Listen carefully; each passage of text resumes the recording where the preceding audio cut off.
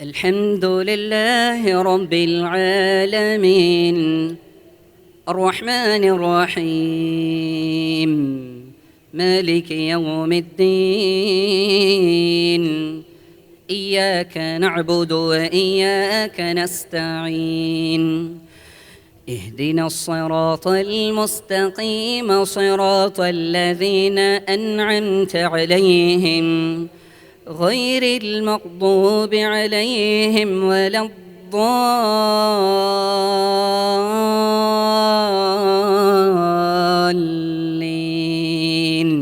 آمين. Assalamu alaikum rahmatullahi barakatuh. Alhamdulillah. Dear brothers and sisters, may the peace and blessings of Almighty be upon you.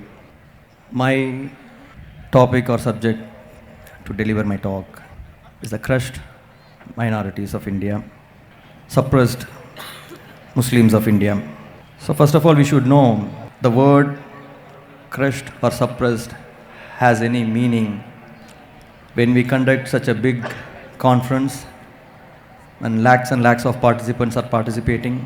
Whatever the rights given by the Constitution of India is enjoyed here, but still we see when talk about suppression. So we will go in detail to each part why we are saying we are getting suppressed or crushed in this country. So first of all, when we say minorities, in Tamil it is siruganur, who are all minorities. So there are different type of minorities in this country based on religion, based on language, and the place where they live. Accordingly, they are getting classified as religious minorities, linguistic minorities, etc. So in India, the latest census says we are 14.2%.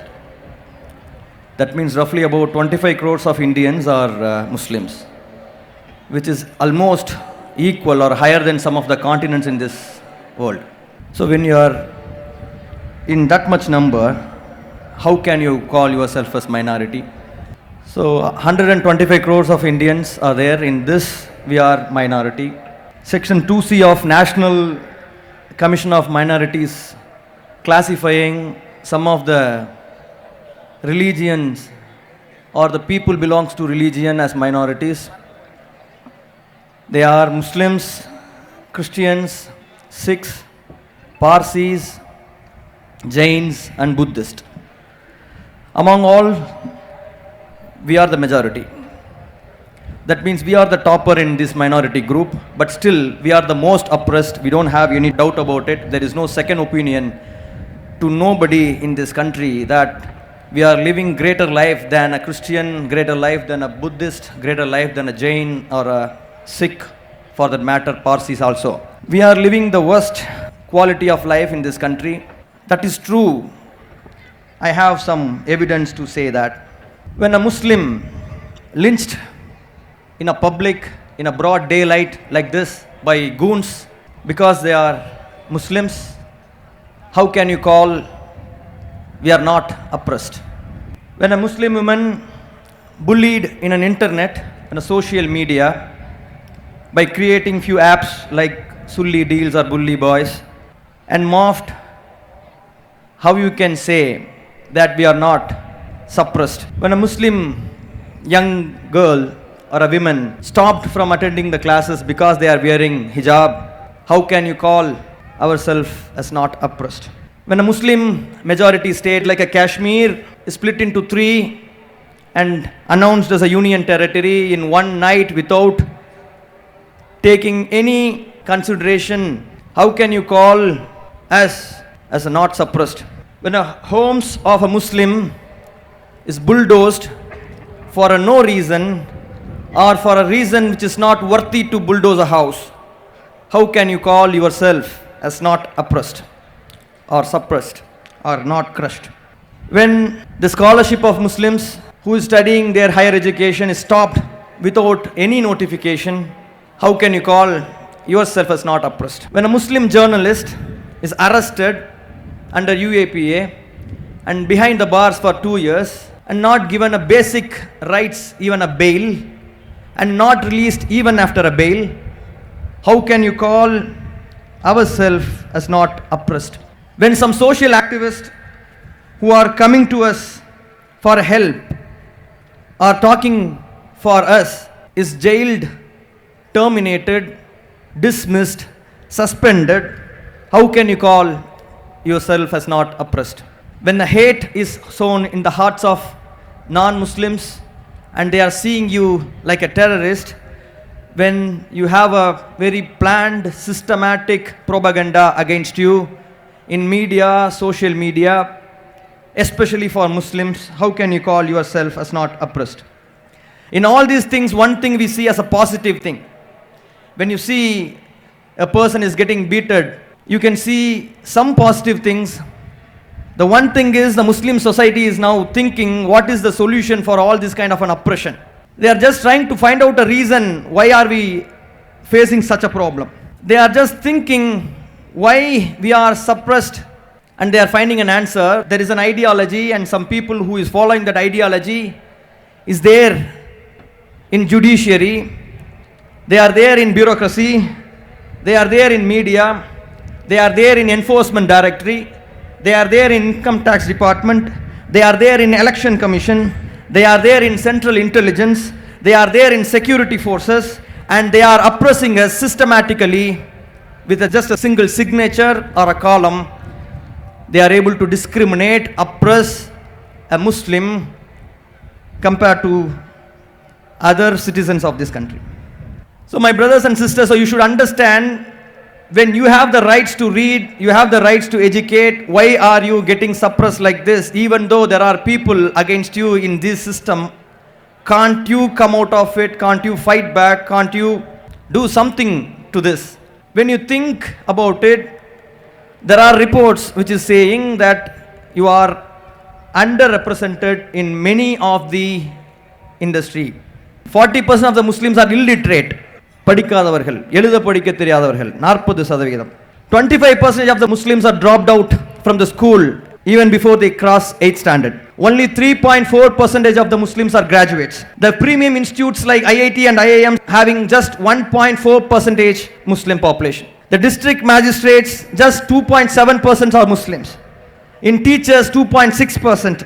The engineers, the poorest of all, which is 0.5% of engineers are Muslims. Where you have more jobs, you are not there. So this was a old report, but still the situation has not changed to a great extent. We are almost continuing in a similar manner. When you say Sachar, when you say Rangnath Mishra, they are talking about it. They are saying that you are underrepresented, you are underprivileged, you are not studying, you are not getting educated, you are not getting the employment, you are not getting the sanitary as expected, you are not getting the health systems properly to you. But they are saying because of your education, all these things are happening. So here there is a huge crowd and many walks of the society are there here.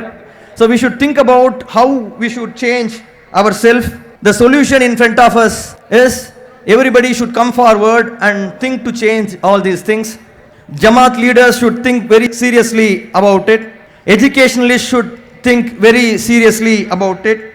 Philanthropists should think very seriously about it. The graduates should think very seriously about it. The bureaucrats in Muslims should think very seriously about it. Very, very important. The young men and women who is gathered here, who is being the next generation, should think about this. What we are going to do in the next 20 years is the challenge in front of us, and the young men and women who are here who should think this very seriously and try to change all these things. We should target to achieve 100% literacy in Muslims. We should have a self-reliant business model. We should be having a community which is excelling in science and technology, not just passing out BSc. They should be experts in it. They should not just pass BE, they should be experts in it. They should not just pass BTech, they should do research in it. We should be having the best among all in the research and development. We should be having the excellent entrepreneurs. Most importantly, we should be bringing the social understanding among Hindus and Muslims and teach them that what Islam says, it is not telling us to hate you, it is basically telling to love you. And these young men and women needs to create a community with good political understanding to maintain their birth rights. So the young men and women need not to do big things for this. They just need to spend few hours in a day thinking about this society. They need to do something to change this. Some of the things which I have in my mind, I'm just sharing with you. You might be having a better idea, but think good about this society and work towards it. So you need to spend few hours in a day to teach the illiterate among the society. You need to spend few hours to preach against the evil forces who is talking wrong about Muslims. You need to improve your own language and the technical abilities to help the society better. You need to attain the powerful position in this country, in bureaucracy, to help the society. You need to spend few hours for that. And you need to spend few hours to bring unity among Hindus, Muslims, with the help of Quran and Sunnah. You need to bring better understanding about Islam to the fellow Hindu and Christian brothers, which is very, very important. We would like to see new India with all these efforts, which is celebrating unity and fraternity. We would like to live in a world or in India which is loving each other and living peacefully as one single nation. Let us pray to Allah subhanahu wa ta'ala for all these things. Let us do our work diligently. May Allah subhanahu wa ta'ala help us in our efforts. May Allah subhanahu wa ta'ala help us to achieve our goals, which is with a good intention we have, with which I end my speech. Thanks for this opportunity. Wahir Dhawan, alhamdulillah, assalamu alaikum.